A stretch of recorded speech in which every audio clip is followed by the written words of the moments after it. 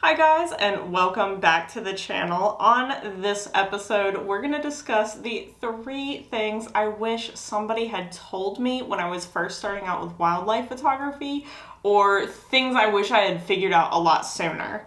But before we get into that, if you're new here and you want to get better at wildlife photography, like and subscribe if you're into that.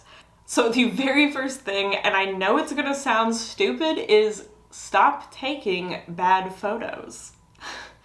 So what I mean is we all go through a phase, and some of us stay in this phase forever, where if we have our camera and we are out in the field to take photos of wild animals, and we see a wild animal, we're gonna take that shot unconditionally, no matter what. Doesn't matter if the background sucks, doesn't matter if the lighting sucks, doesn't matter if the animal's at a weird angle or position. It doesn't matter. We will unconditionally mash the shutter button on these moments. But the true benefit of training yourself to not take bad photos is actually training yourself to stop and think, is this a special moment worth capturing?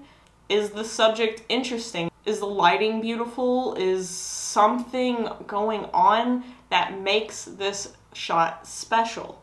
And if not, something that has improved my photography and really trained my mind to think things through is developing the habit of just not hitting the shutter button when I know the shot's just not going to be that good. So the real goal with not taking bad shots is to train your mind to stop and think about what's in front of you. Number 2 goes right along with this. When you begin to stop and think, is this moment special? Is the lighting good? Is the background good? Whatever. You'll notice when things are not good, and then you'll be able to go one step farther and you'll think, can I fix this somehow? Can I make this better? So you need to do what I call a little internal check. Think, is the lighting good? Is this angle where I'm standing or sitting or whatever good? Is the subject, the way the subject is silhouetted or posed, is that good?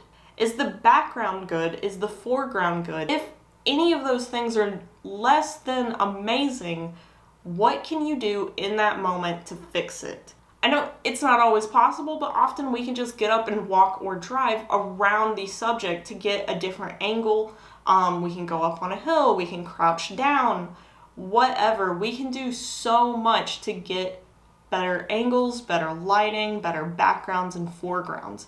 Sometimes all it takes for me to improve a shot is to take a few steps over and get some blurry grass or leaves in the foreground. All right, number 3, I know you've heard me say it before, we're gonna blow through it real quick, but learn your settings in manual mode. So I put that off when I was a beginner. I know a lot of people do. I wish somebody would have put it this way to me. My Nintendo Switch has more buttons that can do more things and more possibilities than my camera. Video games are more complicated than figuring out the settings on your camera. My drone is more difficult to use than the settings on my camera. It really wasn't that hard, and the only thing that kept me from doing it was I, for whatever reason, thought it was gonna be super difficult. But again, the buttons on your PS5 controller are gonna be way more difficult to learn and memorize and understand than the buttons and settings on your camera. So don't put it off, just get it done. If you need help with that though, I have a handy dandy video. I'm going to try to put the link up there, but I don't really know what I'm doing, so it'll be somewhere and it'll also be in the description. That's pretty much it for this one. I really hope those first 2 tips in particular were very helpful for you.